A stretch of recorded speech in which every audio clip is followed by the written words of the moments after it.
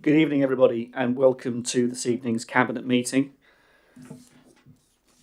Some housekeeping just to start with, if that's okay. We have the fire evacuation procedures. There are no fire alarms scheduled this evening. I'm conscious we have many members of the public with us this evening. If the fire alarm does sound, then please, we're going to evacuate the building the way you came in. So please go out of the doors at the rear, go through reception, and please meet in the War Memorial Park. Please do not leave, because we want to count you at the end that you've left the building appropriately. So if you do leave through the back door, through the reception, in case there is a fire, but we're not expecting any alarms this evening. The meeting is going to be webcast. It's webcast live now on the internet, and it will be available later on YouTube to review. Microphones. I'm hoping that the speakers have had a quick how to use the microphone, but will help when we get that far, and thank you, Julia, for that. I'm very conscious that members have got 4 minutes and members of the public have got 2 minutes. I will be generous with members of the public because you've taken the time to come here this evening to speak on a very important issue, and I respect that very much. Councillors, I'm going to keep you to 4 minutes. Mobile phones, if we can have them all turned off or turned to silent, that would be helpful. Thank you very much. Next item on the agenda is any declarations of interest on the papers before us this evening. Okay. Urgent matters, there are none before us this evening. Minutes of the meeting held on the 7th of October. I have the minutes. Do I have your permission, Cabinet, to sign them as a true and accurate record of that meeting? Thank you. I shall do so. There are no leader and portfolio holder announcements this evening, simply because of the agenda and how important it is. And in terms of item 6, the motion that's been referred from Council, the adoption of health in all policies approach, my suggestion, colleagues, is that John and I pick this up offline in the relevant way as both portfolio holders, and we'll go through the motion working with Councillor Connor to put it into practice. If you're comfortable with that direction of travel, we'll do it in that way. I agree. Cool. I'll let Councillor Connor know that we will do that.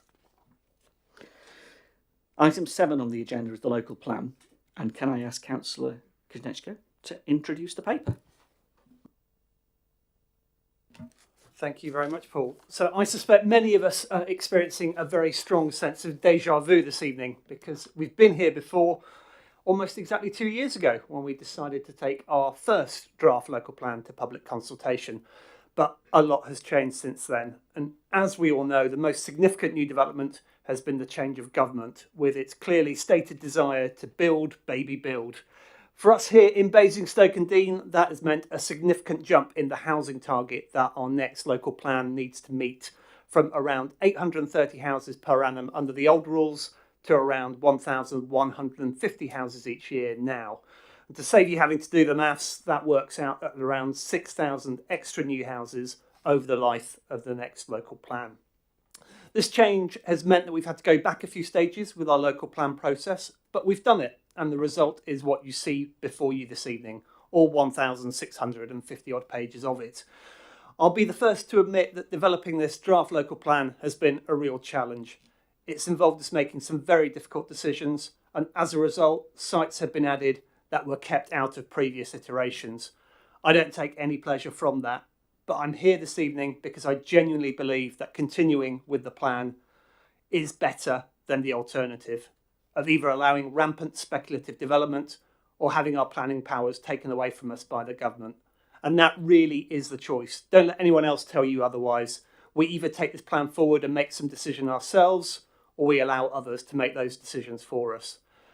With that in mind, I'd like to take this opportunity to thank officers for the huge amount of work that's gone into making this plan so far. And I'm also here this evening to ask Cabinet to give us the green light to take this draft local plan back to public consultation, which is known as Regulation 18 consultation. I think it's also worth me stressing what we're not doing this evening, as I know from correspondence with residents that there are some misconceptions about what's happening. We're not making any decisions on planning applications related to any of the sites contained in this local plan. In many cases, the planning applications are still years away from being submitted, and when they're ready, those decisions will be taken by our Development Control Committee rather than by Cabinet. We're also not making any final decisions on which sites we're going to include in our local plan this evening. We plan to undertake 2 further rounds of public consultation before that happens, So tonight's meeting is far from being the only opportunity that you've got to get your points across. And we're not planning to develop these sites ourselves in the vast majority of cases. We're not progressing this plan because we want to make money from housing developments, as has been suggested a few times. So we're still at a relatively early stage of the process, and there's plenty more that we need to do to get this local plan finalised.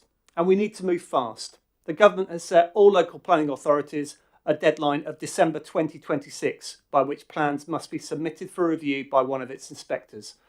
So we've only got 12 months to get all of this done. Interestingly, the government won't tell us what will happen if we miss that deadline.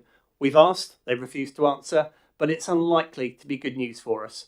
At the very best, we'll end up having to submit a new local plan under a system that's likely to give us fewer decision-making powers than this current one. At the very worst, the government may decide to make the local plan for us. Neither of these options is good news for our borough's residents, so we need to crack on. And that's why we've developed this draft local plan. That's why we're having this meeting this evening. And that's why I'm asking for a decision from Cabinet to share this draft local plan with residents and to get your feedback on it. Thank you. Thank you, Andy. Appreciated. We're going to go through the public speaking now, and I'm going to ask Ken Rattigan, please, if you want to come up first.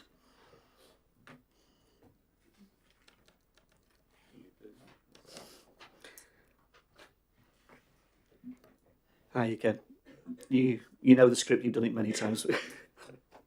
Thank you, as always. Firstly, I support the work that Andy's done and the local plan team.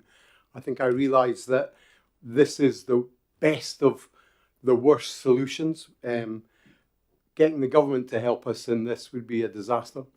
And if anything is, we've seen planning by appeal in this borough is also a disaster, perhaps less onerous, but it's the reality.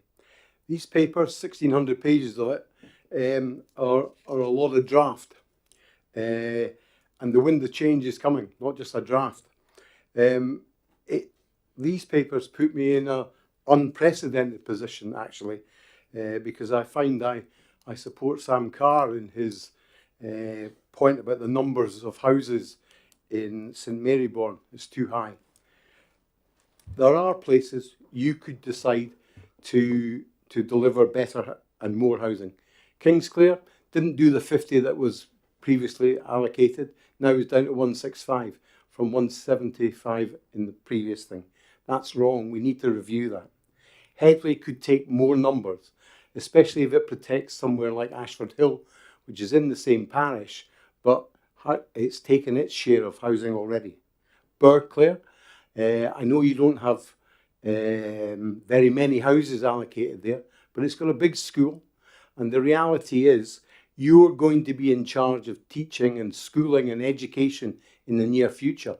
Why are you thinking of busing people from Oakley Farm to the Clare School? It's ridiculous. You're going to be paying for Seine transport. Why don't you build some houses near the school? It makes obvious sense to me and hits your green targets, which is we all signed up for that. I genuinely understand it is difficult to deliver large sites. I myself know I failed when I was leader. So the reality is you're putting a lot of eggs in some very small baskets. I urge you to look at adding sites to this plan, especially along the 340. I think there's places at Pamber and things that would work. And of course, that's in between two large employment sites, the AWE and the hospital, which is not going to move for the next 15 years. I urge you, and I look forward to the changes that you will make, but also the consultation with us as a parish council, but as us as individuals. Thank you. Thank you, Ken, and appreciate your points, and we've recorded that. Can I ask Gillian Moore to come forward, please? Gillian, you're up next.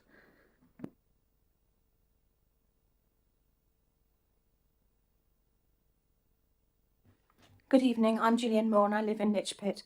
I'm here to talk about the land at Whitmarsh Lane and particularly Lodge Farm, which lies within it.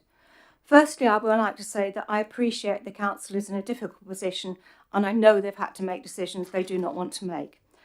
However, I do not believe this area can be developed without severe environmental damage. It's too close to the River Loddon. The danger of pollution destroying this fragile ecosystem is too great. If the development takes place, there'll be earth-moving equipment operating just metres from the waterways. We cannot trust builders not to allow things to leak into the Loddon. And when a developer does something they're not supposed to do, getting any enforcement seems very difficult. Often they're just allowed to get away with it. In paragraph F, there seems to be an admission of this danger as it talks about the impact on the River Loddon being adequately mitigated or compensated as a last result. I'm not sure how you compensate the river flies or the trout for polluting their river. There are rare birds in the area. Amber-listed skylarks nest there. They will not nest in people's back gardens. They will be gone. Red-listed cuckoos can be heard in the area. These will be casualties of development. It's well known that the UK is one of the most nature-depleted countries in the world, and biodiversity is declining. Unfortunately, the present government doesn't seem to care about these facts, but I hope the council does. There is mention of overwintering and breeding birds and the requirements of appropriate mitigation and compensation. I don't know what that means. Once a habitat is gone, it's gone. Close to Whitmarsh Lane is ancient woodland, identified on an OS map of 1817. Again, this habitat is in danger from development. On the plan, existing trees and hedges are supposed to be retained, but whatever the plans say, if builders find trees and hedges inconvenient, they will remove them. We've seen this happening in smaller developments locally already. Additionally, the closer you get to the Thames Water STW and the incinerator, the more likely you are to experience the most dreadful smell. Who's going to want to live there anyway? Bang on time. Thank you very much, Jill. Alan, please. Alan Renwick. Good evening, Alan.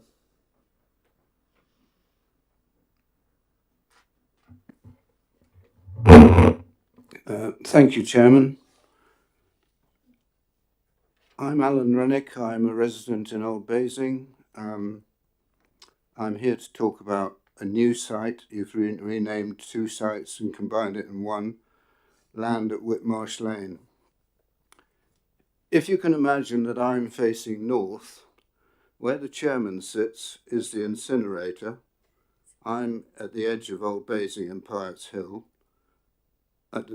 Where Councillor Cubitt is sitting is the sewage treatment works. On this side of the land is the River Loddon. In the middle is a place called Lodge Farm, where it's intended to build 600 houses. On this side is land east of Basingstoke, where it's intended to build 900 houses. So the intention is in the combined sites of what used to be called Lodge Farm and what used to be called land east of Basingstoke, 1,500 houses in front of the incinerator and the sewage treatment works. And you'll be conscious that houses were kept away from the incinerator and from the sewage treatment works.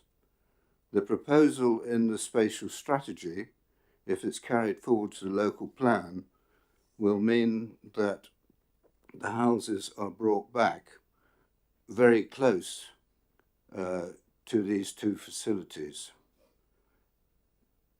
Just to give you some context about the parish of Old Basing and Lichpit, there are about 3,200 to 3,300 dwellings.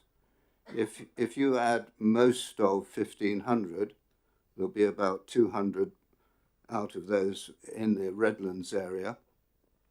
But let's say 1,300 houses. You're getting on towards another Lichpit, because Lichpit has 1,400 dwellings, roughly. This is a sizable development, and there are many environmental issues which I can't cover in 2 minutes. You'll be aware that the entrance to the new proposed land at Whitmarsh Lane is on the A33. The A33 is already at capacity, and this will raise huge problems. We will be putting forward our views on the Regulation 18 consultation, which I understand starts on the 28th of this month and runs for 8 weeks. And thank you. Thank you, Alan. I appreciate your contribution. Could I ask Councillor Carter to come forward? Good evening, Councillor Carter. A friend from across the border. You are most welcome. Thank you, Chair, members, thank you. You're tonight considering including land at West End Farm, Mortimer West End, for around 350 homes in your next local plan. I'm presenting a petition objecting to this proposal, which states, although this land lies within Hampshire, it sits beside Mortimer in West Berkshire and would in practice function as a large extension of that village. The proposed development would dwarf Mortimer West End, which has only about 20 dwellings, and place significant pressure on schools, GP surgeries, and other West Berkshire facilities, while providing no funding to support them. We, the undersigned, strongly object to inclusion of this site in BDBC's local plan review and call on the Council to withdraw it from consideration. Although currently promoted only online at the minute, the petition already exceeds 650 signatures and continues to grow daily. Your own settlement study, reviewed on the 4th of September, states that Mortimer West End does not contain key services or facilities serving at least 2 functions, and it is not suitable for inclusion in the settlement hierarchy. That hierarchy focuses growth in sustainable locations. But Mortimer West End isn't even a Category 3 settlement. It has no shop, school or bus link to Basingstoke or to the railway station 2 miles away, yet is proposed for major growth. This proposal seems inconsistent with your own spatial strategy and with the entry under SPS 5.15, which acknowledges the land lies on the borough boundary and outside any established service centre. Development on the site would depend on West Berkshire's doctors, schools and dentists, services already under strain, yet would contribute no SIL or Section 106 funding to them. The site is also seems too small to accommodate the density proposed if it respects the NPPF and the Stratfield Mortimer Neighbourhood Plan, which requires rural edge development to reflect local character and 2-storey height limits. I understand that if you go ahead, both the Office for Nuclear Regulation and West Berkshire emergency planners will need to consider the development's impact on the West Berks off-site emergency plan, given the site's proximity to the outer consultation zone and its exceeding 200 homes. This raises further questions about whether this scale of development here is appropriate or deliverable. Chair, you must, of course, plan for housing needs, but sustainable growth means the right homes in the right places. A site with no services, cross-boundary impacts and emergency planning constraints can't appear to deliver that. I urge Cabinet to remove West End Farm from the draft plan and focus instead on better connected, sustainable sites within your own settlement hierarchy. Thank you. Thank you very much, Councillor Carter. Appreciate your contribution. We'll take the petition through the usual process. It will need to be validated and all the rest of it, but thank you for submitting. Thank you.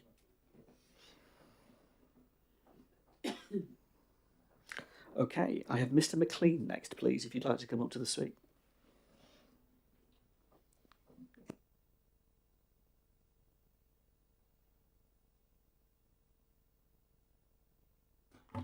Well, good evening. My name is John McLean. I come from Maple Durwell, and my points are designed to be incorporated with your local plan strategy before it's finalised. I've got 2 points. Firstly, is the sewage in our unique chalk streams. Now, building swathes of houses, expecting their sewage and runoff to miraculously disappear into existing facilities or a hodgepodge of quick fix solutions by our sole waterworks provider is, frankly, cloud cuckoo. This means that developers must be held to account for the quality of effluent discharged from their estates into central facilities. Now, septic systems that reduce toxicity of matter entering central treatment facilities are available on the market, and I'll say no more on that point at the moment. The second one is the suitability of the new housing stock. Now, those in my age group will remember, nobody in my age group, those in my age group will remember the 4-minute warning and the efforts made to mitigate its likely effects on the population and keep a semblance of administrative control, local authority.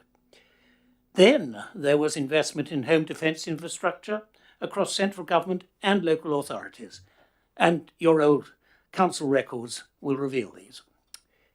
Now, Aldermaston is just up the road, and our town produces defence equipment. The threat has not changed. The nub is that any new build approved by your council, I suggest, must include an accessible cellar for the protection of the household. Now, in conclusion, this is an impulsive planning act that requires particular attention to quality control standards to avoid unacceptable workmanship.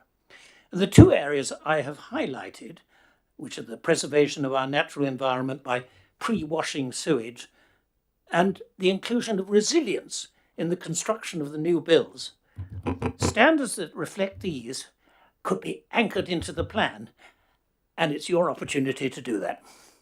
Thank you. Thank you, Mrs. M. Appreciate your contribution. Thank you. Okay, Mark Thomas is our last public speaker. Mark, if you'd like to come forward.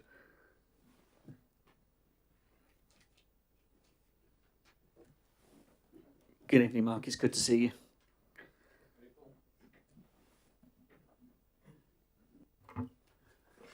Thank you, Chair. Mark Thomas, I'm a resident of Ellisfield.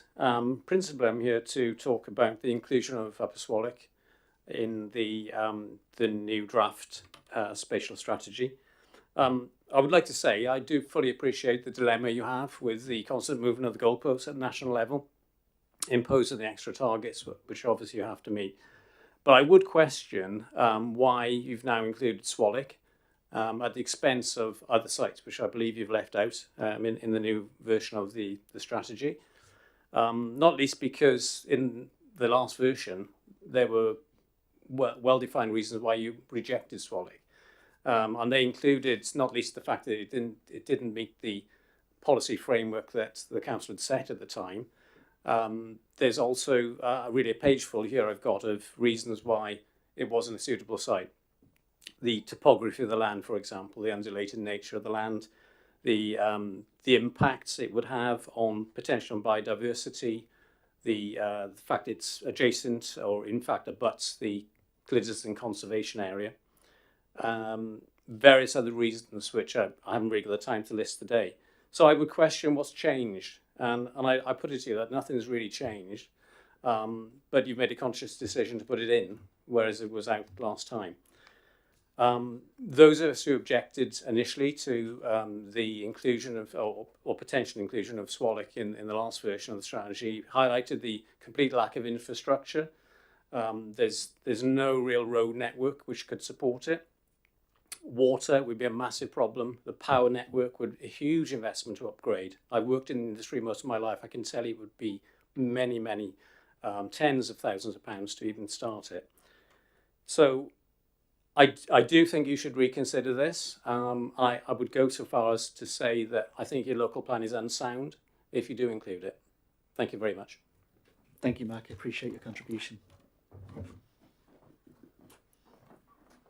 Okay, we now move on to councillors. And John, you're the first up.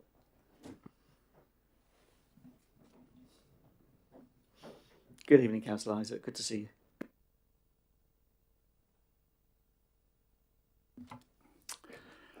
Cabinet members, I recognise many of the difficult issues you face in making your site selections. Tonight's proposals invite the public's views through a consultation over the next 6 weeks. I wish to raise concerns about the proposed allocation of Oakley Farm in Highclere for 500 houses. I have the support of my ward councillors and the two parishes affected, Highclere and East Woody. We're not expecting an answer tonight, but are asking you to listen to us and our residents. Growth is focused on the most sustainable settlements, best able to reduce the need to travel and vehicle emissions. The spatial strategy supports growth in viable rural communities, but seeks to protect their rural character. 3 key principles are stated: directing development to the most sustainable places, ensuring fairness by recognising past delivery, and understanding local constraints and site availability. Oakley Farm has come forward out of the blue. Our small community is concerned about the impact such a large development will have. Highclere consists of 190 dwellings on the rural edge of the borough, and this site comprises green fields. In 2024, the borough fought hard to protect us and stop a development of 270 homes at Watermill Bridge on a site opposite, even going to judicial review. That was lost chiefly because of an out-of-date local plan and absence of a 5-year housing land supply, and not that the site was held to be sustainable. 2 further recent applications for small-scale housing on parts of this site have been refused by this council and upheld at appeal. Residents may ask what has changed about the borough's views. How is the test of fairness and recognition of delivery to be met, given that 270 new houses are already committed nearby? On a local plan map of proposed sites, Oakley Farm looks like a strange outlier. The site scores poorly for accessibility, highways, access and infrastructure, and would need a transport assessment and travel plan. We've lost our one local bus service because of HCC funding cuts. The problems of conflicts with our own planning policies don't end there. The site borders the River Embourne, where there are flood zones 2 and 3. High areas of surface water and groundwater flooding exist, requiring an exception test. How is the policy of preserving heritage assets to be met over the listed granary and mill on the land? How will the odours of the adjoining sewage treatment works be dealt with? Special areas of conservation adjoin the site. How would our commitment to our rivers and their biodiversity be upheld? Noise and emission pollution are also recognised problems. Elevated above the site is the busy A34, and the site adjoins the North Wessex Downs National Landscape. I hope I'm succeeding in painting a picture which gives grounds for doubt about promoting this site. Is this site a good basket for a large number of eggs? The case made for Oakley Farm rests heavily on its closeness to Newbury. National policies require cooperation between neighbouring authorities through early and detailed discussion. There has been very little of that with West Berks Council, who will no doubt respond to this proposed development so heavily reliant on their facilities, and which would add to their own development pressures. To end, housing of this scale would have a serious, lasting detrimental impact on this area's rural character and wouldn't deliver a coherent, sustainable community, but one that would be car dependent and overwhelm existing services like our doctor's surgery and primary schools. It would also potentially deal a hammer blow to Highclere Parish's in-progress neighbourhood plan. What would be the point? Thank you for listening to me. I hope that better alternatives more directly related to the housing needs of their immediate communities will emerge. Thank you. Thank you, John, for sharing your views. It's appreciated. Thank you. I've got Councillor Grassi up next. Sheena, you're up next.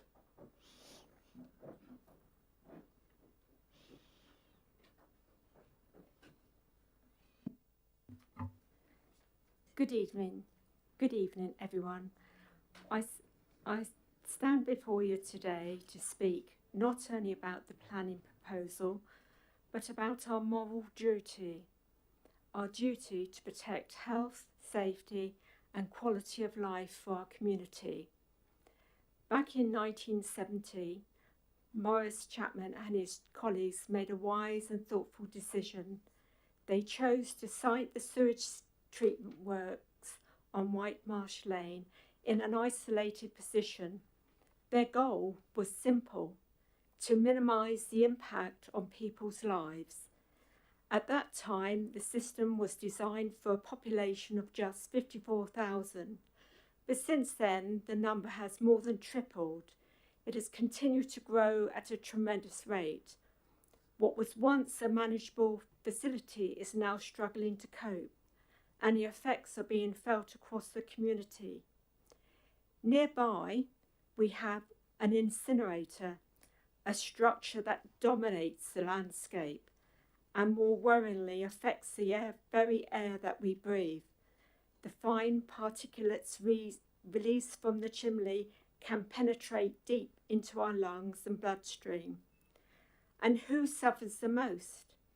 Our elderly, our children, expecting mothers, the most vulnerable amongst us.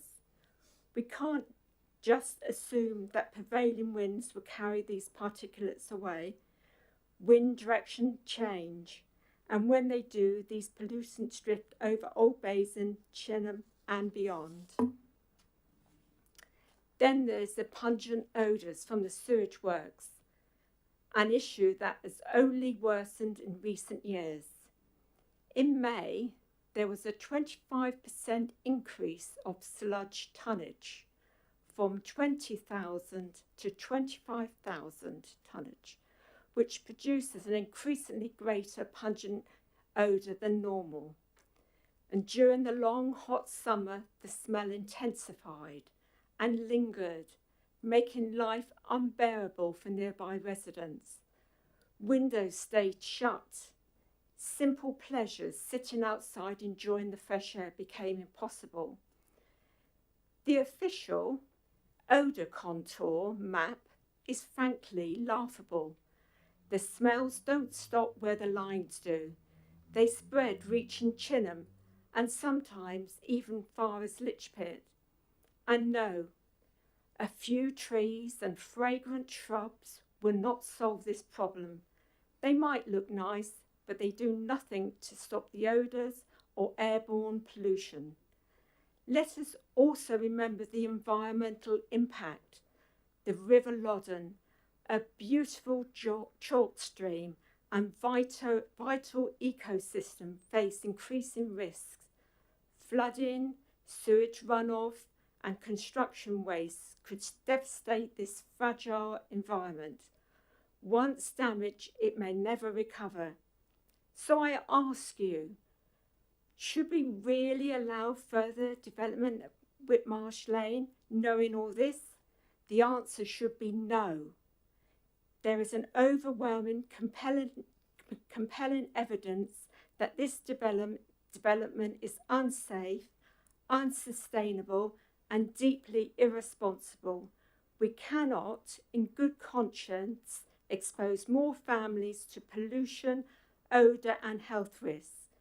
We have a moral obligation to families who could end up living there and to those who already call Chinham, Old Basin and Lichpit home. Let's stand together, not against progress, but for responsible planning, for clean air, for healthy children, for respect for nature, and for a future we can be proud of. Thank you. Thank you, Sheena. Appreciate your contribution.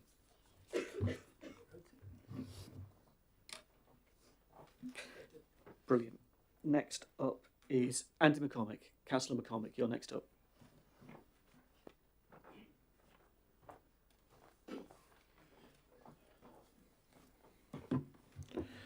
Thank you, Chair. Good evening, everyone. So much has been said tonight about the reasons why we're doing a review of this local plan. The context of that is that there is a shortage of 4 million houses nationwide. That's behind the government's aim to build 1.5 million homes this Parliament, and this is nothing new. Boris Johnson's government had a similar pledge. As a nation, we haven't achieved 300,000 homes per year since the 1970s. Before 1979, an average of 165,000 council houses were built per year. In Basingstoke, we had the new town, which built 8 housing estates in approximately 12 years from 1964 to 1976. We are in different times now. I've got a number of questions on a number of different policy areas. First, on page 61, policy SPS 2A, South Ham and Buckskin. How many houses are you going to build on Buckskin and South Ham? How many houses are you going to demolish? And where is the master plan, which is referenced in that policy? Residents deserve answers. Page 78, policy SPS 5.1, Northern Manydown. Why does it say provision for 2 primary schools, but only for a secondary school if required, when we know it has always been required since the closure of Fort Hill School? Will you upgrade the railway bridge at Worthing to cope with the extra houses and traffic? Will there be a new railway station at Worthing? This was under consideration in the original Manydown proposals, and referred to in the very first issue of Basingstoke and Dean today, back in 1991, which I happen to have in my possession but not brought with me tonight. Page 86, policy SPS 5.3, Southern Manydown. Why are you reducing from 9,500 houses to 6,000 houses? And page 111, policy SPS 5.9, Upper Swallock. Why include this? The landowner and developer could bring forward an application anyway. Adding it to the plan gives it legitimacy and makes it harder to refuse. The impact on Clidston will be enormous. The loss of countryside will be catastrophic. There are ground-listed skylarks, a red-listed species in the immediate vicinity of Clidston. Removing their habitat makes a mockery of any claims to biodiversity. It will torpedo any chances of creating a chalk stream green corridor between North Hampshire Downs and the South Downs. The impact on 30,000 residents in Brighton Hill, Hatch Warren and Harroway Estate will be considerable. Loss of amenity and green lungs, massive congestion issues along Brighton Way, Hatch Warren Way, the Harrow Way, Hackwood Road and Winchester Road. Why reduce Southern Manydown and bring in Upper Swallock, which will use the same A30? Thank you for your time. Thank you, Councillor McCormick. Councillor Tuck. Kate, you're up next.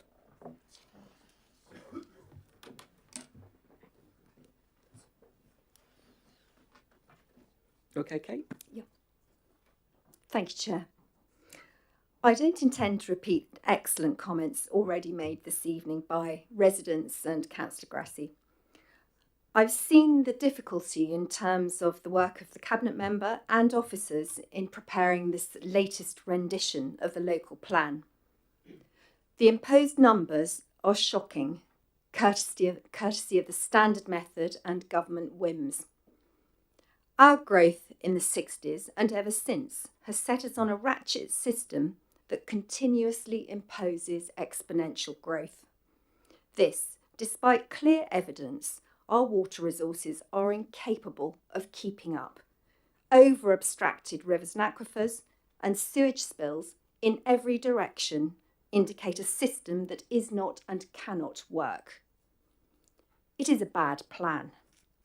It is bad for existing residents who already have to deal with infrastructure deficits, and it's most certainly bad for future residents, especially those you intend to locate next to sewage treatment works and incinerator. I don't expect you to remove sites tonight. I understand the imperative to move to Regulation 18 again, given the uncertainty of the future local plan processes. However, the data on which you base some of these site allocations is out of date or incomplete, and this will come back to cause difficulty. Thank you. Thank you, Kate. Those are all the public speakers and councillors this evening. Andy, would you like to respond to begin with? And then we'll come around the room. Yes, thank you very much, Paul, and thank you very much to all of our speakers for giving up your Tuesday evening, a cold, wet, unpleasant Tuesday evening to come here. Really do appreciate the comments. I mentioned right at the start in my sort of introductory speech that we had some difficult decisions and this was a challenging process, and I think all of the comments we've received tonight have sort of fed into that narrative. Ken made the point which I'd also made myself at the E&I committee a couple of months ago, that we're at the point now, because the housing target has increased, is that we are now choosing the least worst sites. And I think that is indeed the position we find ourselves. I think it's fascinating that all of the sites that people have picked up on tonight, so Lodge Farm, West End Farm, Upper Swallock, Oakley Farm, these are all sites that weren't in our previous draft of the local plan, but have now made it into this draft because of the higher housing target that we face. So I think that very much backs up the point that we are now having to choose sites that were lower down the pecking order, that didn't meet the previous criteria. If I can take each of the points in turn. So Ken, thank you very much. We will always look at adding additional sites and additional homes if people want them. So we'll definitely look into that. Gillian and Alan, Lodge Farm. Yes, this is one of the new sites. The proximity to the Loddon, I think, is is something that we've wrestled with as a cabinet. As part of the evidence base for the Regulation 18, we are publishing a water cycle study that will look at the impact of all of the developments, not just Lodge Farm, but Lodge Farm is clearly part of that, on our waterways in terms of water supply and water treatment. So it is something that we are investigating and looking at very, very closely. Your points about environmental protection also make a lot of sense, and there are a number of different elements to the local plan.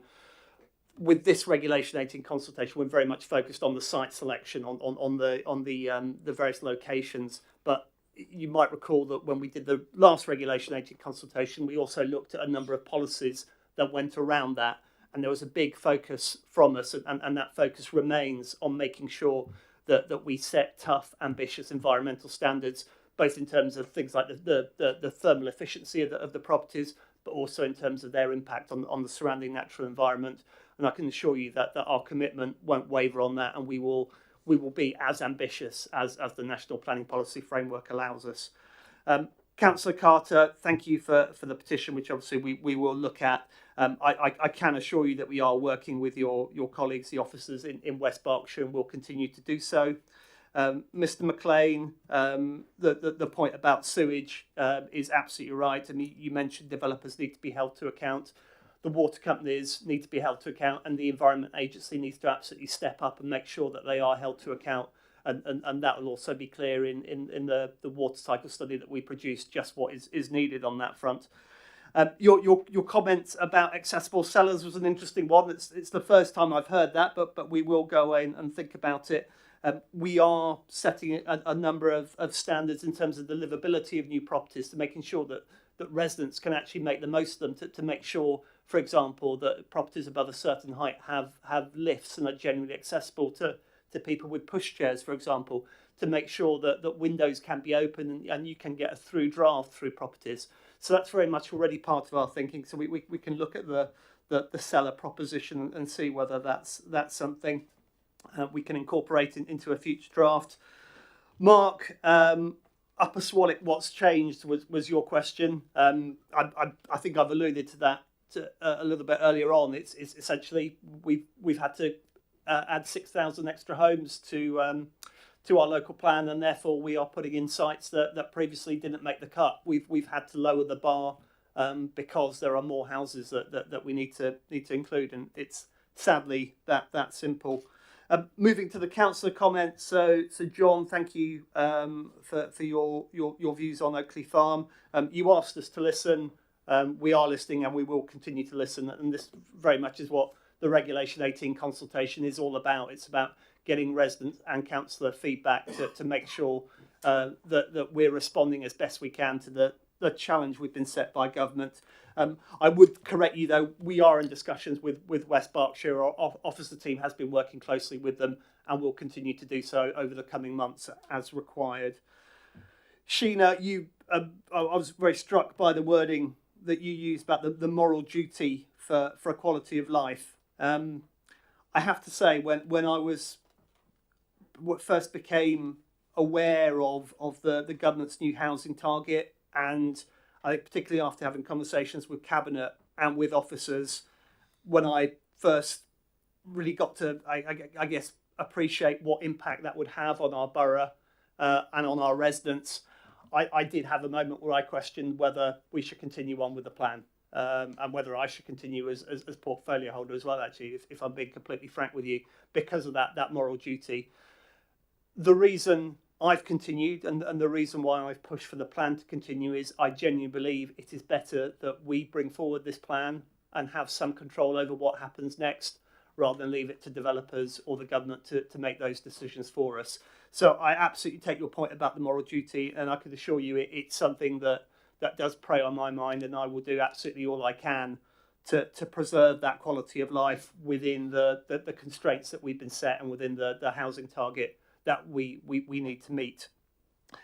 Andy, thank you for your questions. I don't have answers to all of them, so I'll make sure we get back to you with those that I don't.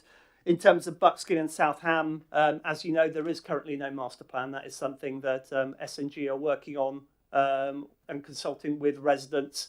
So that will come in the fullness of time. We want to make sure that residents are properly consulted as part of that process.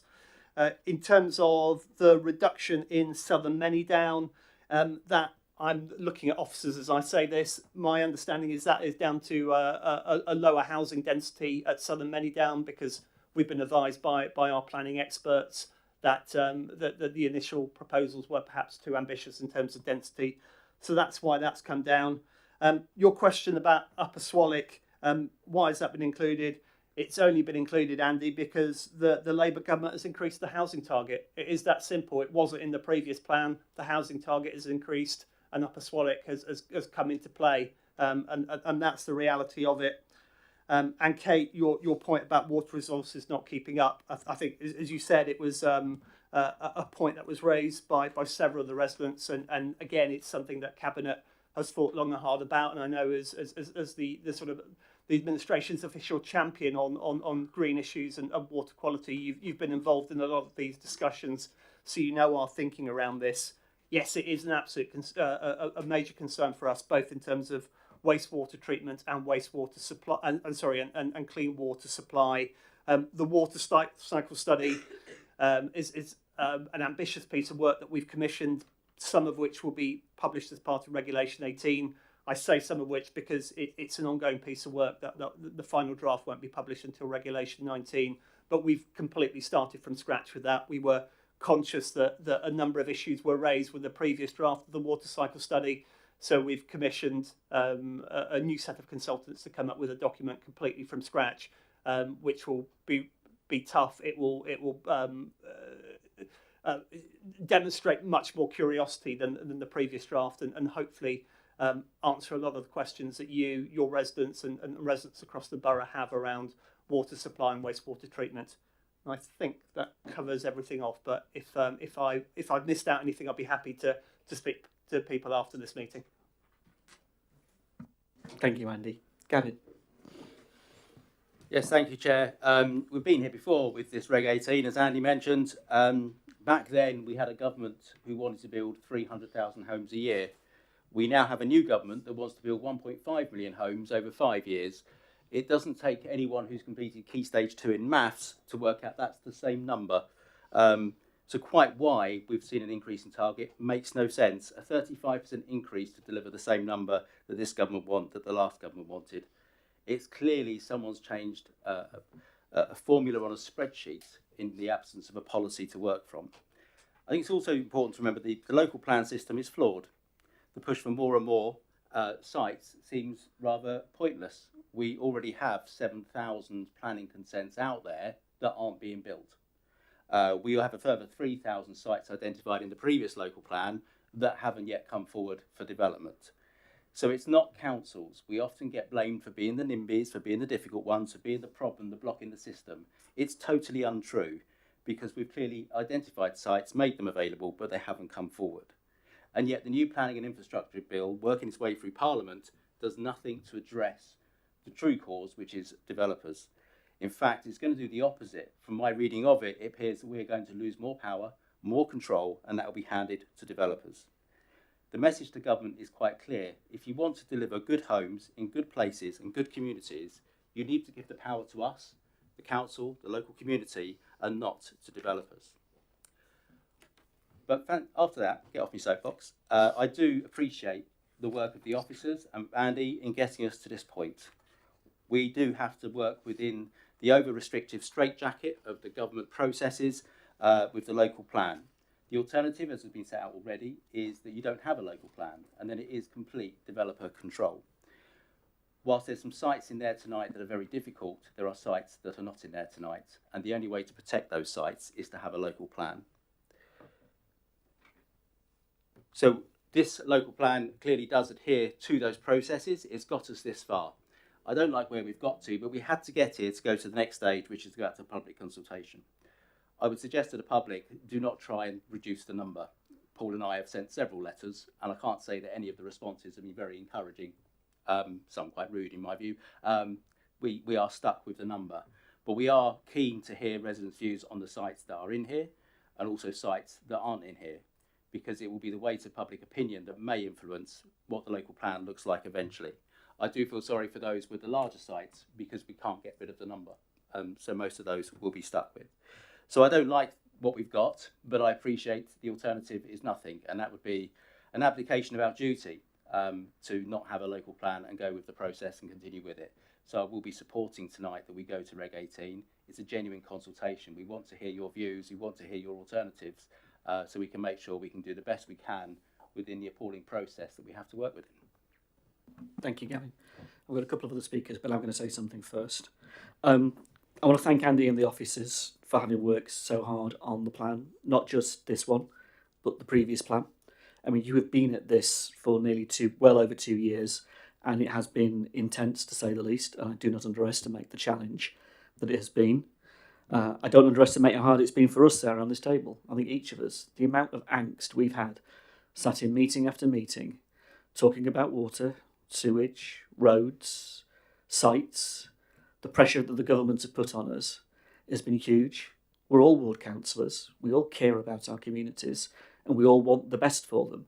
And yet we are faced with some immovable objects when it comes to the government's intent to do as they please, particularly riding roughshod over local government. So I never underestimate how much of an ask it is, sat around this table now, to actually support moving forward with the local plan, because it's really hard to ask to do that. But if we don't move forward, we can't try to solve many of the issues that have been raised this evening, and they are issues that we need to resolve. I also know that it's not easy to deliver the plan when you have 2 changes to an NPPF and 2 completely different governments. Having stood in front of Michael Gove and tried to talk to him about getting the 830 figure down in the previous government, to which his comment to my face was, no, I'm not reducing the housing number, and he wasn't changing the standard method and never intended to take it away, was pretty disgraceful from a central government position. Having sat in front of Minister Pennycook from the Labour government and asked the very same question, could we reduce the housing number, and been told no, because it is the government's wish that you get the housing number and get on with it effectively, it is equally. So both governments have given us a place where we are really, really difficult place. So the goalposts have shifted, and I think in the past 2 years what we've done, we've discussed, we've consulted, and we've worked with communities. We've been around our parishes on a regular basis having these discussions, and none of this is a surprise. But what this is really hard. Now, I believe that our old local plan, the plan we had in June 2024, would have worked and delivered what we wanted. It would have delivered the housing need that we had identified, the real housing need of our borough. I think it was a plan that had policies in it and a structure that was worth pursuing. And we were ready to go through the process last summer to Reg 19 to take it to an inspector. It was a sensible plan. And in my opinion, it had a good choice of sites, strong policies, and it had widespread support from the work that we'd done. So let's be absolutely clear.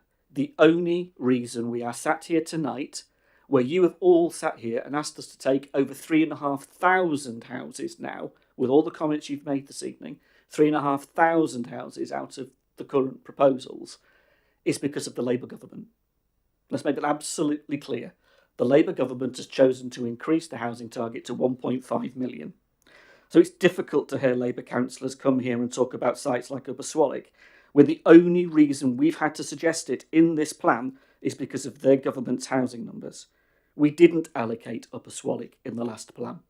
We have had to now, for the very simple reason we have to find 6,500 more houses. And it's our communities that are in this firing line. I think it's that important point. Let's not forget that. All of those communities that you've referenced this evening are in the firing line on this. So they imposed that target as a 40% increase on the previous target. It's not a new housing number that we support. It's not a plan that we wanted to create. We don't need it. We've got a plan. We had a plan. And the national approach to planning is also failing because they haven't got a hope in hell of meeting 1.5 million houses. The previous government didn't have a hope in hell of meeting 1 million houses. Both governments were completely misleading everybody to think you could deliver that kind of housing level with a housing market and also a construction industry in the condition that it's in. So it's ludicrous, these figures that are being bandied about. So just to put the last 18 months into context about the pace that we've been moving at, especially for those who've criticised us for not moving quicker. The whole local plan review, let's remind ourselves, began back in 2019. The process started over 6 years ago. We came into administration in May 23, putting it bluntly, we stuck a rocket under the process because we realised how much it had been dragging on for. So within 1 year, we got the plan into a state that it was ready to go forward last summer. But all of that good work, all that work that had been done, was reset by the MPPF that was changed in December 24. Now, I think you can tell we're just as angry and just as frustrated by this as you are. We do need truly affordable homes. That's absolutely right. What we don't want is conveyor belt housing. We do want better housing standards and design. That's what the policy framework in this local plan is all about. But it's not just about numbers, it's actually about what gets built, which is a lot of the points you've made this evening. It's about the kind of houses you actually build. Because it's not just about the houses. Design matters. A sense of place matters. How you deal with the gaping hole in infrastructure matters, from GPs to water. It really matters. How we protect our chalk rivers, our 2 world-renowned chalk rivers, really matters. And let's be absolutely clear, we inherited a deficit, an infrastructure deficit as a new administration of £136 million from the previous local plan. That's really important to think about here. The last local plan from 2016, which was 5 years late when it came forward, had a deficit that our residents live with every single day because of the lack of infrastructure that was not delivered as promised when that went through as the previous local plan. And now the deficit is going to be added to because the infrastructure we need to sustain the new housing levels this government are imposing on us will increase that even further. So let's just put that into perspective. We don't have the electricity supply to meet that level of growth, but the electricity companies are obliged by law to say yes to development and then work out how they deliver the demand. Our emerging evidence is beginning to show us that these levels of growth the government are proposing, 40%, can't be sustained from existing water resources. There would need to be significant investment in new sources. There's a huge red flag there for development now, let alone future growth. And to be fair, South East Water are the only ones who have been honest with us, and they've said they can't meet that demand before 2030 at the earliest. So we are seeing an analysis that also suggests that our sewage works locally can't cope. They're under huge strain, and they're unable to meet future growth without significant investment. Thames Water and the Environment Agency have been deeply disappointing over many years, and we need to understand their annual data and be assured of the condition of our precious chalk streams today before we start calculating the impact of the government's new housing targets. Again, growth being suggested by this government hasn't been factored into those plans of those water companies. None of their management plans factor in this level of growth. And we don't trust those water companies. They haven't given us any reason to trust them at the moment, and they have consistently failed us for years. But we have a choice. We can either have a plan set under rules we don't want or support, or we can let speculative development rule, and our communities are going to suffer even more. This is the reality of the planning system, and it's an unreal choice. But having a plan, because of its up-to-date policies, is still vital to doing what we can to mitigate the disaster that is national planning. Our borough has been left hanging for too many years. The lack of a 5-year housing land supply has meant development many communities did not want being approved on appeal because we don't have a policy framework strong enough, it's out of date, and because we don't have a 5-year housing land supply. So when Overton decides to identify its area for growth being the mill, that's fine, except developers keep coming along with sites the community doesn't want, and we wind up in a political position where we're trying to balance all of this growth against a community's wishes with a developer trying to basically do what they want to a community that's already identified where it wants the growth to be. We need a much better system than this. Delaying many down for the last 20 years has had huge consequences for all of our villages. And those Conservative councillors who are responsible for those delays, who still today continue to play their games, risk the same development free-for-all. Now, Councillor Isaac said at Cabinet 18 months ago, and I absolutely respect him for this, when he acknowledged the obstacles that he had struggled with in trying to progress many down. And I respect that, and I respect you coming here and saying that 18 months ago. We're going to have to try and thread this needle. We need homes that meet our local needs, supported by policies that drive those better standards, and infrastructure that's actually delivered and not just promised. We have got a critical role to play here. We've got a plans-making system that's broken, a government hell-bent on top-down control, and developers who aren't listening. You try and square that circle. We now need a new hospital, but we need to protect the integrity of North Waltham. We need to see many down south come forward, yes, at the right densities, in the right structure, with the right proposals for a master plan. But the strategic gap to Oakley is absolutely critical. We need affordable homes that are actually affordable, and I mean social rent, in places that have got schools and GPs, places that have got those services. And we need to stop and get off the conveyor belt. And we need to start talking about placemaking. Now, local plans are evidence-led, and the papers that support our plan will continue to be updated, such that the infrastructure delivery plan or the water cycle study, for example. But of course, we're also reliant on other authorities for some of our evidence, such as Hampshire County Council, because it is responsible for the North Hampshire transport model. Now, we know there are transport hotspots which will need detailed work as the local plan progresses. And new development is going to need new transport infrastructure, and we will need the county to step up and play its role.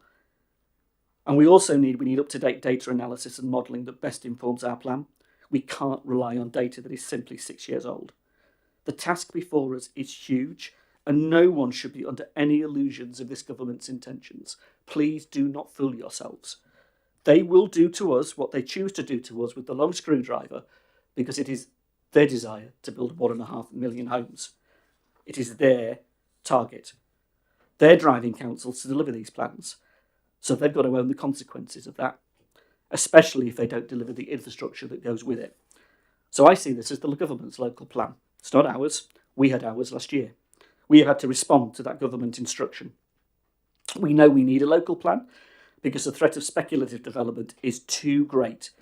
The timetable we have is incredibly tight, but we're doing the right thing by progressing because it's too dangerous not to. We now need to hear from residents again. This decision is focused on the consultation about where development might go. It's not the final document. This is not the final document.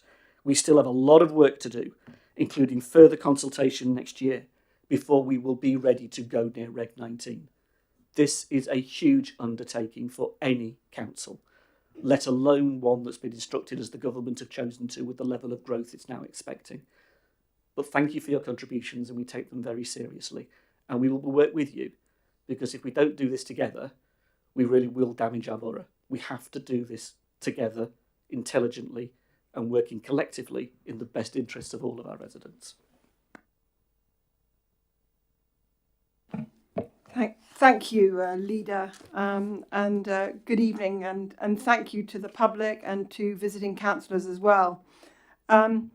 Let's be absolutely honest, we are not where we want to be, but we are where we are.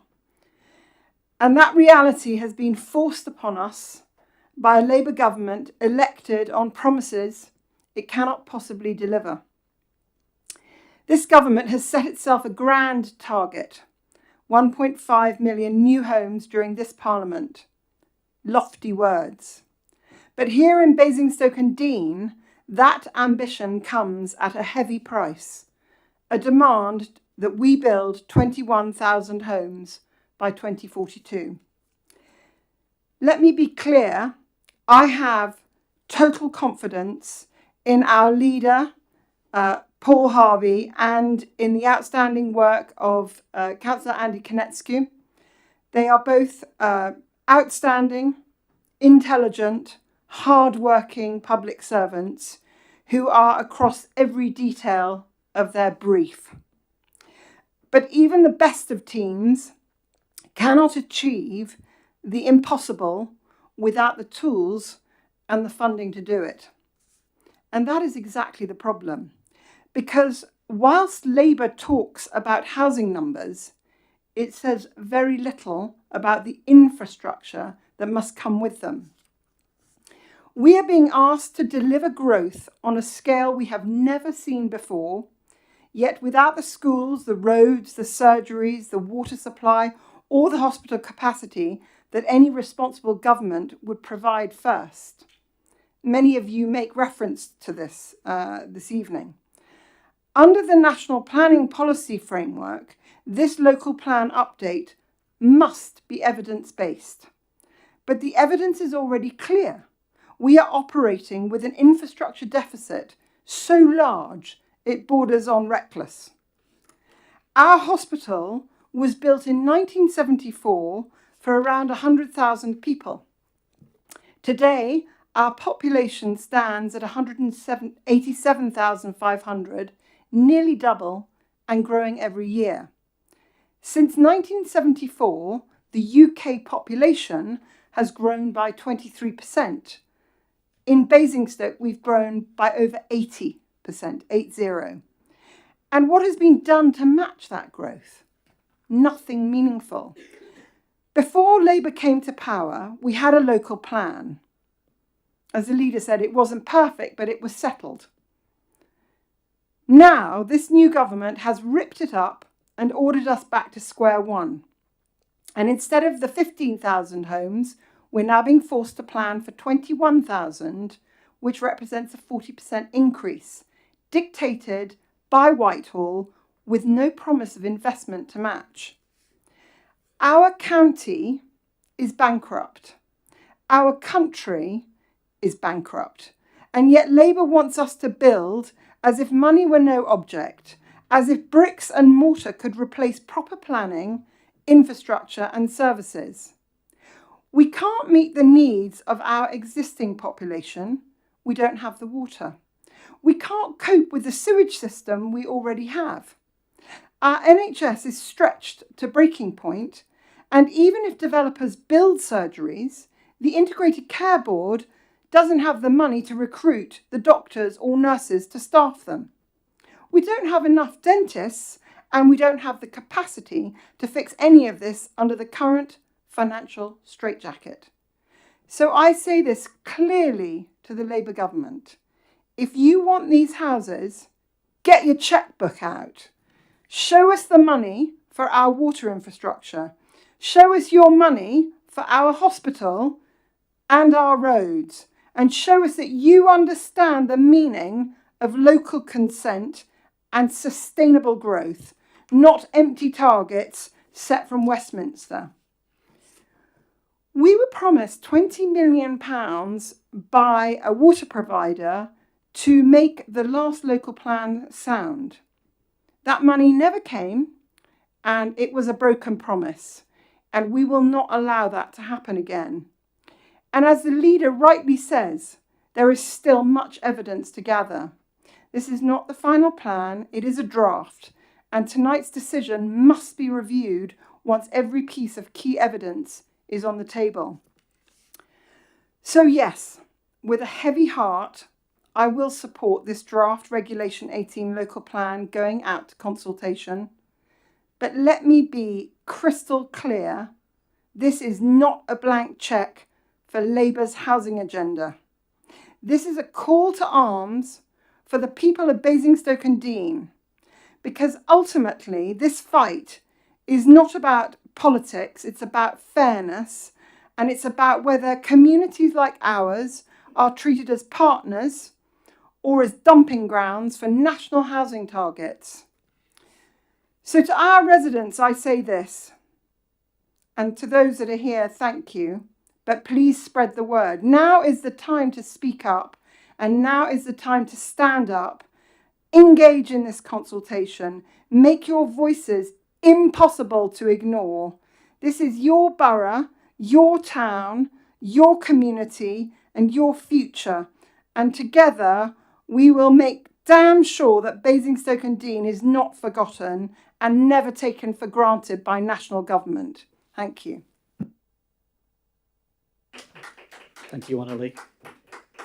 Chris. Thank you, Leader. Again, I wholeheartedly welcome everybody and thank you for their contributions. I'm not going to repeat what people have said here. Clearly, the government have put us in this position, and our officers and the portfolio holder, we've all been working as hard as we can. But I kind of agree with the leader here that this is we're at a waypoint. This is going out for consultation on the sites, but we've got more work to do, more scrutiny, more updates, because as we've seen, these policies have been changed by the government rapidly, and the word rushed us as springs to mind. So we've got documents that aren't quite complete. We've learnt about the water. We mightn't have enough water. We certainly have problems with sewage, and we have doubt about whether the water companies will invest the money that we need. So we've also got just recently, we've only just seen it as members, a report on evaluation of our sites that we put before you. And to be honest, I'll be quite honest with you, there are elements in there that highlight many of the sites have red warnings, if you like, in a RAG rating system. We need to look at it. There are some errors. We need to go in and drill into this in much deeper way with our officers. We talked about this transport strategy back to 2019. I went to a developer who's actually one of the developers doing windfalls or trying to push in a development. It's actually possibly going to be in our local plan, but they want to go ahead with it. But they actually, having spoken to their transport consultant, are still using the 2019 data that the county are issuing, and they're still trying to push mass rapid transit systems. They know the highway networks are not going to be good enough, and they want to get people on bicycles. Good idea, but realistically, where are the buses? All of that, they're still working to that. So we have to get our policies in place quickly so that these guys work to what we want. And the big challenge, again, that I personally have in my portfolio is the challenge to the biodiversity, our green belt, if we want to call it that, our green, and the species and habitats. We've got some legislation now in our pocket, the biodiversity net gain, which is a good thing to have, and LNRS has just been completed, so we have at least a guide for developers to see, if they want to develop somewhere, what challenges they have in a biodiversity sense. But that leads me into the rivers. We're working on this Rights for Rivers motion. You probably saw this, possibly if you follow council business.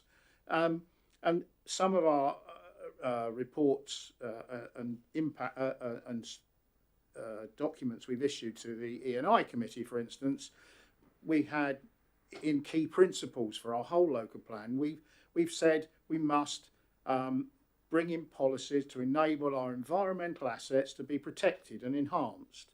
Well, we saw in the last couple of weeks, I think it was the Lord's amendment to the planning bill, their Article 94, they said you must consider listing, or they recommend listing the chalk streams in a strategic area.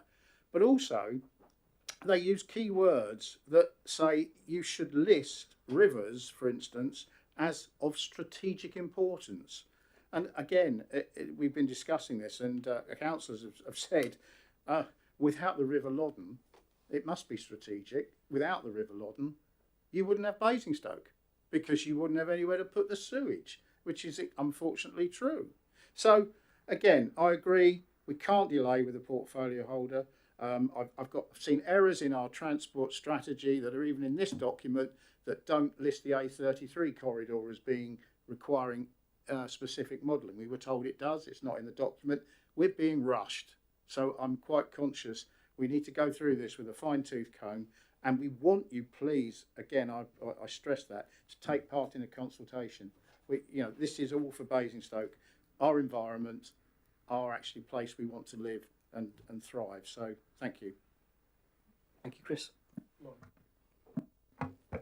Thank you, Leader. I just think what an amazing few speeches we've had tonight, incredible, and I just would like to thank the cabinet for that. I'd also like to thank the officers. I think they've been under immense pressure over these 2 years, and I do recognise just how much pressure we have put you under. But I also want to say a really big thank you for the work that you've done, and you've been amazing. So, I truly want to thank you for that. I also, Paul talked about doing rounds and visiting parishes. It's quite ridiculous that he talked about it in that sense. Paul and Andy, over 2 years, visited every parish I think in the first year they went round twice, and they've gone round again. I think they're in the second turn now. I mean, that's unheard of, absolutely unheard of. And I think it's amazing they did, and the value that we as an administration place on parishes, and the importance we would place on consultation. And so I think, you know, I really want to thank Andy and Paul for the amount of work that you've done and the amount of time that you've given up, because it was 2 visits a week over 2 years. I mean, that's quite a commitment on top of everything else that they do. So a really big thank you to you for that.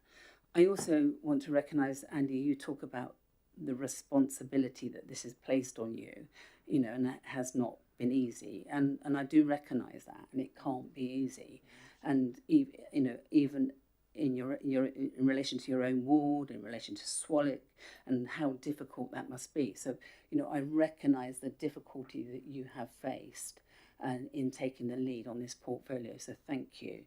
I want to talk positively about policies that we have within this document. There are some really forward-thinking policies, and again, that's almost got lost in the discussion that we're having. So, you know, I think, you know, it's worth looking at those policies when you're looking at Reg 18. The livability standard is fabulous for people that are going to be living in flats in the future. You know, this is forward thinking, and thank you, and I think it's great that they're in there. I also welcome the focus that we're placing on social rented housing. People can't afford to live in affordable housing anymore, so we as an administration are placing a focus on socially rented accommodation, and so I think that's really important.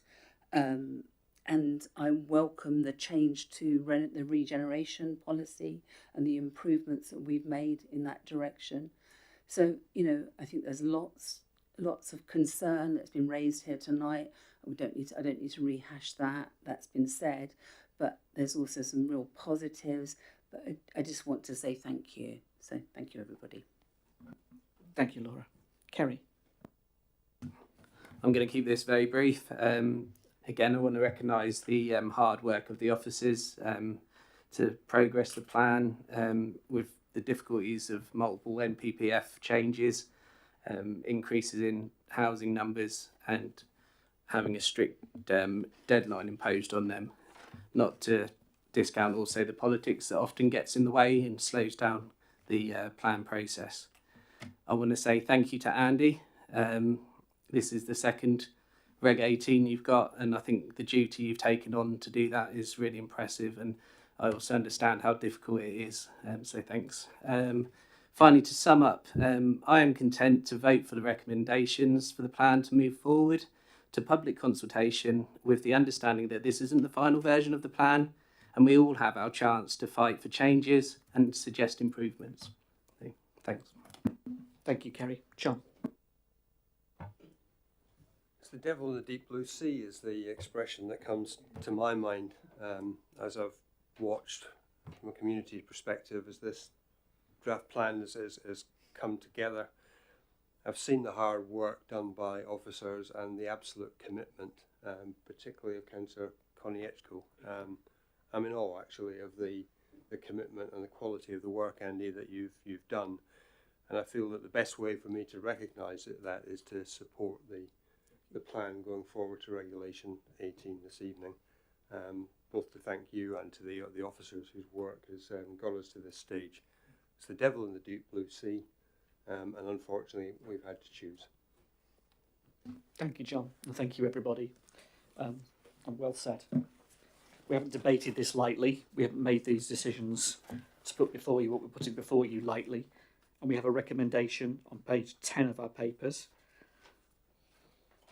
Very clear, to approve to go to Reg 18 and to delegate authority to the Head of Planning and Infrastructure in consultation with the portfolio holder to agree the final version of the updated draft plan for consultation. So those 2 bullet points are our recommendations. Are you happy to approve that in order that we proceed? Agreed. Thank you very much. And thank you to everybody who's made a contribution this evening. You have been heard. I can assure you of that. Right, I'm going to go back to the main agenda. I've only got 2 public speakers left, so we'll take it as it is on the agenda. Item 8 is the draft budget for this year. Councillor James, Gavin. Yes, good evening, members. You would have seen this as it's been in development over recent months. What I should say from the outset is that the government still haven't told us what we're getting. Last year they promised us a 3-year spending review to give us a 3-year funding, but since then they've gone out to consultation on a new funding formula, which they haven't yet agreed or told us what it's going to be. So we have based it on the sense that we are getting what we expected. So this budget is subject to change as we go through. It's going to be as normal sometime the week before Christmas, where the government finally announced what funding we're getting, which makes budget setting quite difficult. I am pleased to say, though, with the excellent work of our finance team, that we have produced a balanced budget for the next 2 years, and we're still working on that 3rd year to make sure that's free as well, which takes us to the end of this borough's existence if LGR goes ahead. And of course the LGR on the horizon also makes planning difficult, because making long-term decisions is quite difficult in terms of revenue, because it will be a new authority that take over responsibility for it. There are, however, some things in the budget. They're quite a bit smaller this year, recognising the challenge around finances and also the success that we've had in recent years of putting a lot into the budget that's worked really, really well and doesn't need to be changed. I'll go through some of the more expensive items. They don't start particularly exciting. One is around software. Our Microsoft license is going to expire. We're going to renew it with a new license with a few more extra bits of software that give us protection from cyber security, which apparently is very important. We've also got a new programme that's going to make sure that the public have better visibility of SIL and 106 monies, which in the long term should save us some money because officers won't have to field so many questions about it. In the meantime, staffing-wise, it is our planning team that is going to get the extra resource and support. The local plan has exhausted everybody, but we need to make sure that we need to get enforcement right, particularly as people have mentioned around the infrastructure deficits and what's being provided and not being provided by developers. Keep an eye on developers as they go anywhere near the River Loddon. So we've got some more money going into the budget to support our planning team. We've also set aside some money recognising that waste is changing, and many years ago the council took a decision, not us, to issue some smaller waste bins. And as we move into the new modern collection cycles, some people may find it difficult. So we've got a contingency to replace bins where necessary. We're also still committed to keeping our streets clean and tidy, and there's going to be some extra money going into jet washing. It was hugely successful in the town centre. There's other areas as well where jet washing can make a difference. And the other bit is around artificial intelligence. AI is here, it's coming to the council. We've got to see how we can use those tools and resources to make us more efficient in the long term so we can be more productive, and there's some money going into that. That's a rather nice budget item, because the challenge for our new data officer and AI officer is to save enough to pay their own wages very, very quickly. So hopefully that will work out well. So those are the headlines. We go to consultation. It goes to resources. I think that starts tonight or tomorrow morning. And then we go to Resources Committee on the 25th of November. We'll then come back and conclude in January, and it'll be presented to full council for approval in February. Brilliant. Thank you very much, Gavin. Anybody else? Laura. Thank you. I just want to talk about a few things that are in the budget. Gavin talked tonight about the jet washing. I walked the town today to identify those areas, hoping that we may get this through. So I'm not saying that I'm optimistic, but I've already identified where we're going to spend this money. So I'm quite excited. So just to let you know that I've got plans. Also, I think it's exciting in relation to further improving the top of town in what we're wanting to do with licences for tables and chairs, and how we can support those businesses in reducing the licences for tables and chairs. And there's 2 or 3 options on that. And again, that's just about our commitment to the top of town and what we want to do there. And taxis, we're again looking at what we can do to support taxis in relation to their emissions, but also how we can have further and more taxis within the town. and we've got growing number of taxis, which is great news, and that's, you know, our commitment to them. I think in relation to the parks and street scene, that additional money is going to go even further to improving the public realm on the estates and within the towns and villages. So, you know, although we've already spent significant money within the frontline services, we recognise that that's an important area and how valued that is by residents and what we want to do. And we've not said that's the end. We're committed to improving further. So, yeah, exciting times ahead. Brilliant. Colleagues? Okay. Just a couple of things to point out. I'm very conscious this is halfway through the council plan, and that's also part of the process that will go to full council in February. It's the budget that underwrites that council plan. And it's just reflecting actually on a couple of years. So if you think about what we've been delivering, we have secured the new lease for the AA, and we've kept them in Basingstoke. We've delivered the deal for package living on Basingview. We've supported the sale of Festival Place with new owners, and they've invested in new stores and leisure deals like Mango and the Super Bowl, and they've got more deals coming forward next year. We delivered the deal for Manydown North after 20 years of delay, and now we're actively working on Manydown South. We've kept ice in Basingstoke as we promised, securing the refurbishment of the ice rink, working with Planet Ice. We've invested over £1 million in the Anvil after years of neglect. We've invested £150,000 in the Haymarket for a facelift, well needed. We've renewed the plans for the leisure park, including a £60 million commitment to a new leisure complex. We've secured the actual deal for Great Wolf, the £300 million of inward investment into our borough. We actually enabled the delivery of 396 new affordable homes last year. That tripled the previous figure from the previous administration. 891 homes were advertised through the Housing Register last year. We've delivered 44% more social rent homes, including 4-bed houses in just 1 year. 43 4-bed affordable homes were delivered last year. We've secured, because we take domestic violence very seriously, our DAHA accreditation, and we are just the 5th council without housing stock to do so. We've renewed our White Ribbon accreditation. We're progressing the local plan as we've just done, but under really difficult conditions.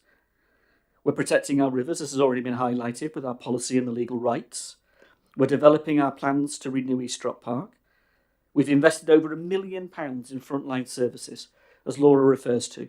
Those frontline services where we've put back the staff of our council to do the things that residents want us to do, which is to keep the environment well kept. We've invested £1 million in securing the future of May Place, and the Social Inclusion Partnership celebrated its 10 years, and it's going strong, supporting our most vulnerable residents. We actually invested in cleaning and improving the environment in the top of town after years of neglect. And again, we picked up the baton from the county council who didn't want to paint their railings, so we painted our railings in our town centre for them.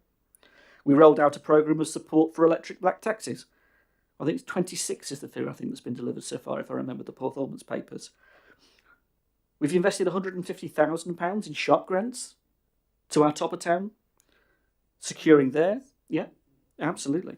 Whitchurch and Overton and Kingsclear, the villages as well, have benefited from that. We are working closely with Basingstoke Town CFC because we take their future very seriously. We're investing in new play areas across the borough, but it's not just the new ones. We actually created a budget for the first time to maintain the existing ones. Those areas of our borough that had play areas with missing equipment, we created a budget to deal with that.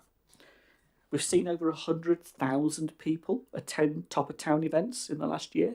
Hugely successful. And we're rolling out the new food waste service. And we've done all of that while maintaining this council's balanced budget. It's pretty good.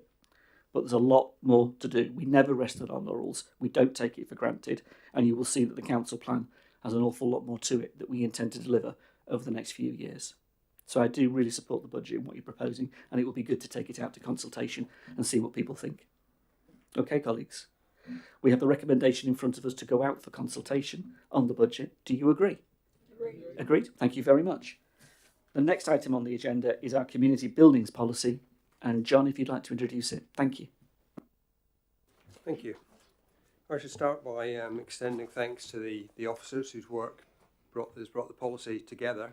I'd also like to recognise the constructive engagement from the Resident Services Committee members who helped to put the finishing touches to this policy, which will provide a basis for sound and transparent decision making regarding the maintenance of existing and the development of new facilities in the future. So we have a policy that recognises the contribution of volunteers and the community associations. So these buildings play a vital role in connecting people with place. The council owns 23 and there's over 100 in the borough. They're physical focal points, anchors in the community, and they provide an incredible diverse range of activities. And most importantly, they're buildings that are open to all, and this is essential for social inclusion and the building of the partnerships upon which our communities rely. Thank you very much, John. I've got two speakers. Councillor McCormick, go down first, if you'd like to come forward.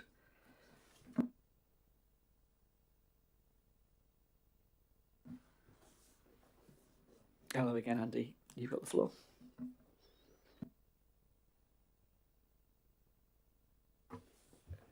Thank you, Chair. So my interest in the community buildings policy stems, it's a great stab at a policy. Section 9.1, page 1808, community centres should be exemplars of sustainable development. Yeah, I wholeheartedly agree. Section 9.3 on the same page, community centres should minimise energy use and be net zero ready with fossil fuel free heating. And section 1.27 on page 1790 says how we get stipulates more to that effect. So my question is, how are we getting on with making our existing community buildings minimise energy use, be net zero ready with fossil fuel free heating? Thank you, Andy. We'll come back to that. Before we go any further, Laura and I just need to go. Sorry, I should have declared an interest in this paper. I have it on my register of interest. I'm the chair of the Hall for All in Basingstoke and D. And I shall do the same because I'm a trustee of the Hall for All. So I'll bear that declaration. Sean, you're up next.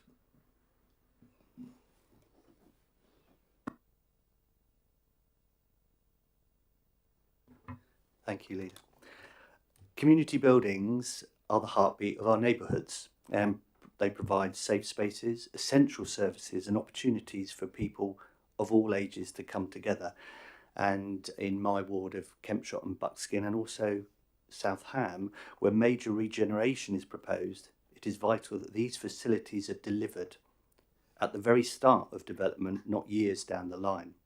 Now, the Council's community buildings policy sets out clear expectations, but there are several areas that should concern us and emphasise why front-loading is absolutely essential.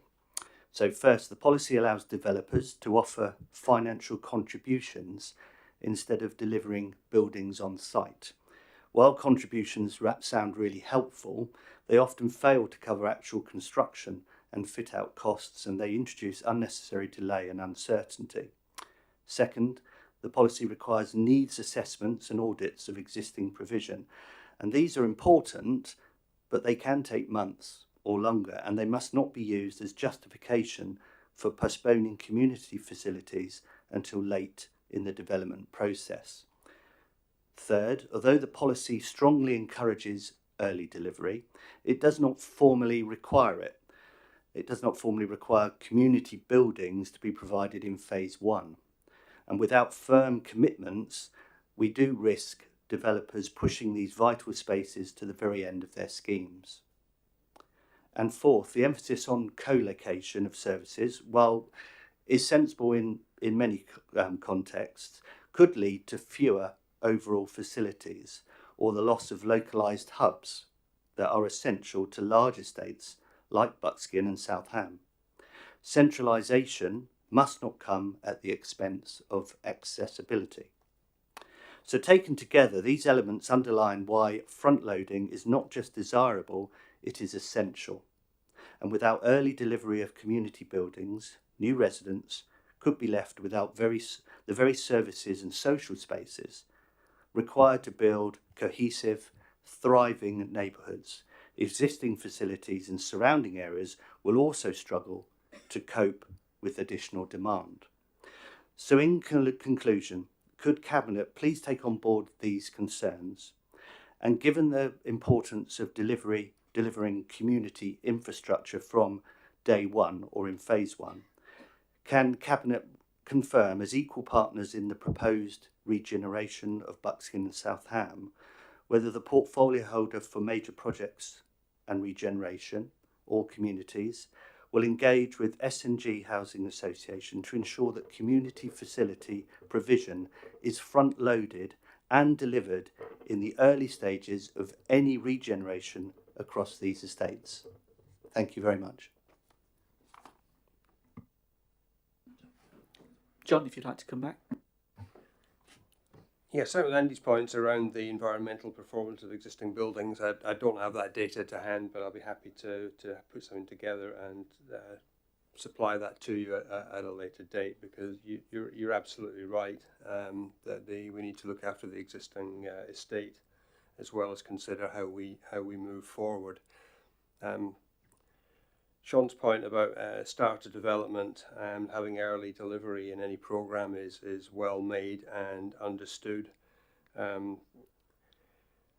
would probably use South Ham as an example, is that we have to be, it would be easy to say, yes, let's have it straight away, but in the context of that example being pragmatic, we actually need a master plan first to make sure the right facility is built in the right place. My preference also is for buildings and not for contributions, but we have to have a policy that allows for the real world as it may develop. In terms of co-location of services, the point's absolutely right. We don't want one huge community centre serving a massive area. That doesn't serve a community well, and that's why within the policy we do talk about the distances to travel to certain locations. But we do know from speaking to community associations that the best way to run a community centre is to make sure you have a certain size of facilities, so you can get the higher rate in, you can accommodate the activities that the community needs. The wider point about South Ham, before I hand over to Councillor Cubitt, perhaps to talk about the project point of view, is to make it clear that the specific requirement for a community centre in South Ham to replace Westside isn't strictly in the ambit of this policy. But I've said it in Cabinet before, and I've said in other meetings, that I want to see a community centre delivered as early in the programme for South Ham as possible, when that master plan emerges. And I would just underline the support that this council has already given to the community association in terms of providing, supporting alongside our partners the Kings Road Cafe and the conversion of the pub that is in the pipeline to provide something until the master plan provides the proper long-term solution. Thank you, John. Councillor Cubitt. Yes, just saying thank you, Councillor Dillow, and delighted that you're on board with our central policy, which has been from the get-go since we took over the administration to make sure that it was at the forefront of anything and everything that we look at in relation to regeneration, because we realise how essential these facilities are to our communities that need a huge amount of care. So we're really delighted you're on board with our policy, so thank you for raising it. Anybody else? Go on, Gavin. Yeah, just on Andy's point about the community centres, obviously we did announce, or we've now confirmed, 335 solar panels going on the roofs of community centres across the borough. That programme rolls out very soon. It took some time because you have to survey every property to work out which buildings can take solar panels and which ones can't. We do have a programme of works to our community centres. We're running at about 3 a year. It obviously makes sense when you go and have a look at a community centre to do everything at once rather than sort of doing it in bits. So as we go around the community centres, those that don't have solar panels, when we look at those buildings, we look at the fabric of those buildings, that might be an opportunity to strengthen the roof, put in the solar panels, put in the insulation, put in triple glazing. As you know, we do have a number of community centres that were built at a time. Certainly the one in Oak Ridge was built in a time, and actually it's really difficult to put triple glazing in it because it's kind of can't cope with that And so there's obviously some work that goes on to actually totally regenerate it from scratch. So that work is ongoing. It's a slow process. It's like the Forth Bridge. By the time we've finished, technology would have moved on. We'll start again.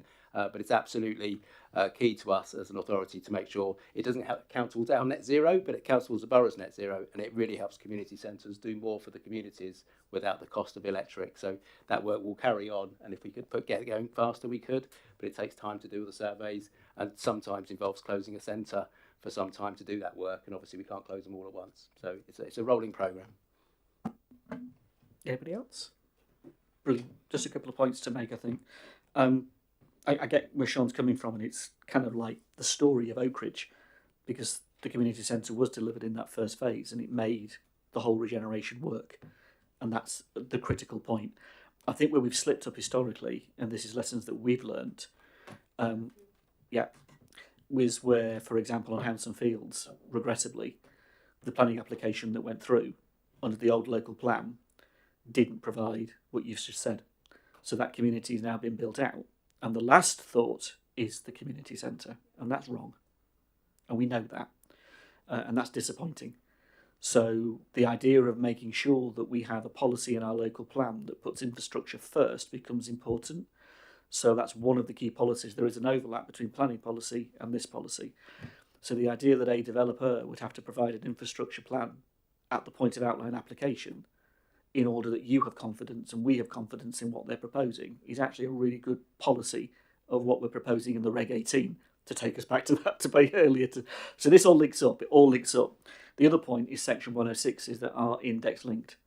We need to make sure that we have proper Section 106 agreements that meet the need.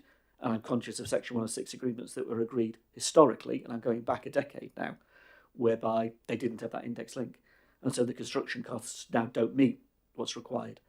And so there are issues there within that we need to address, and we're addressing them in the local plan and in what we're proposing. And finally, in terms of the west side, I am very aware of the conversations that are taking place, but the critical importance that the community shape those conversations, that it isn't councillors and it isn't SNG, it's actually the residents that shape the form of the community centre that comes forward, because it's critical for them in terms of the services they would then see delivered from that community centre, that it meets those needs as expressed. So there's a lot of work to do. It's not just a box on a master plan. That's part of it, but it's beyond that. It's a whole conversation with the community about the principles and how they own the building. The ownership piece is really important. Priming those sorts of facilities with managers matters, but having the community own the facility in a way that it's theirs, and then they're running and they're letting, and they, for example, the children's services that could be delivered out of those sorts of facilities is hugely important. So there's a whole range of policy across the whole council that you've touched on quite rightly that we need to be aware of. So thank you. So going forward, we have the recommendation in front of us on the papers. Are we happy to take the recommendation? Agreed?